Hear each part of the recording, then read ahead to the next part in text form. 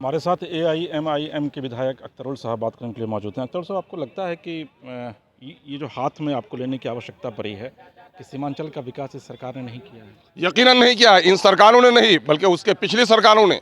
मैं आपको बताता हूं, देश की आज़ादी की सबसे पहली किरण जो सुबह की थी वो किशनगंज पहुंची थी, और सबसे पहले हम आज़ाद हुए थे। मेरे बाद 1 घंटे के बाद पंजाब में सूरज की किरण पहुंची थी आज़ादी की, और उस वक्त सबसे अच्छी हालत हमारी थी।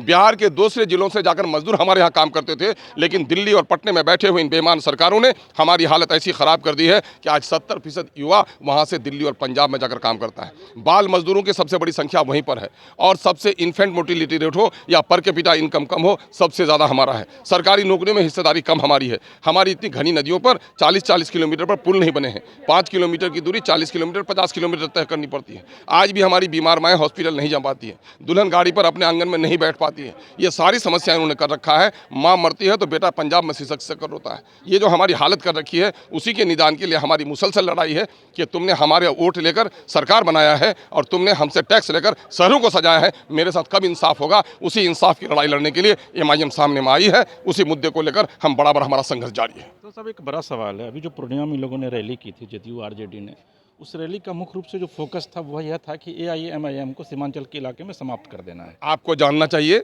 कि दिल्ली भी और पटना भी कितना ईमानदार है हमारे लिए। अमित शाह वहाँ आए तो वहाँ लोगों को भय दिखाए, वहाँ अपना वोट की राजनीति करके चले गए। सीमांचल के विकास के लिए एक भी योजना का ऐलान नहीं कर सके। और ये गए पटना में, जो कहता हूँ दिल्ली पटना दोनों ने बेईमानी की है। अब पटना के दो नेता, बड़े नेता गए महागठबंधन के, तेजस्वी जी भी गए और माननीय मुख्यमंत्री जी भी गए। एक शब्द सीमांचल के विकास के बारे में नहीं बोल सके।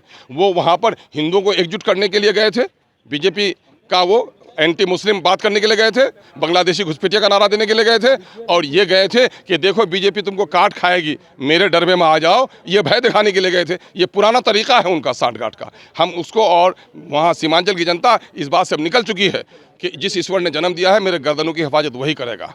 और तुम अपने ये राजनीतिक रोटी सेकने के लिए गए थे, सीमांचल के मुद्दे को हल करने नहीं गए थे, बल्कि उस इलाके में जो सीमांचल की उठती हुई आवाज़ है, सीमांचल के समस्याओं के लिए जो लड़ाई लड़ने वाली एमआईएम है, एमआईएम को निशाना बना के को गए थे। लेकिन जनता आई थी कि शायद सीमांचल आयोग का गठन का ऐलान हो, लेकिन जब ऐलान नहीं हुआ तो जो जनता मुस्कुराते हुए आई थी वो क्रोध के साथ वापस गई है। आपको लगता नहीं कि क्योंकि पिछली बार आप 5 सीट लेकर के आए थे, वहाँ का जनाधार भी बढ़ा था, कहीं ना कहीं से उसको समाप्त करने की एक साजिश है, चूंकि 4 विधायक आपके तोड़ भी लिए हैं? आप ये नहीं समझते क्या पत्थर से पत्थर टकराता तो चिंगारी निकलती है?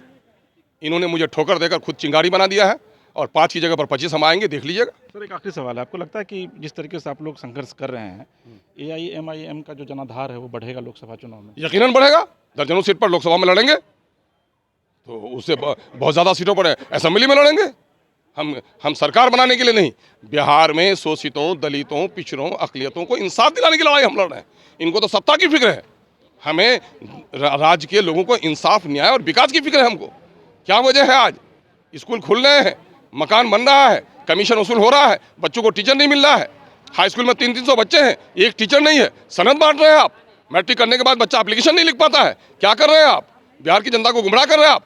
साइकिल और पोशाक की बात करते हैं आप, और जितना साइकिल और पोशाक में नहीं दे रहे हैं, उससे ज़्यादा बच्चों को कोचिंग में पढ़ना पड़ रहा है। वही बच्चे निकल कर आज कॉलेज में आ रहे हैं जो बच्चे कोचिंग कर रहे हैं। क्या इनके सरकारी स्कूलों से पढ़ के बच्चे निकल भी पा रहे हैं क्या? वो सिर्फ एग्जाम कंडक्ट करने वाली एजेंसी बन गई है बिहार एजुकेशन बोर्ड।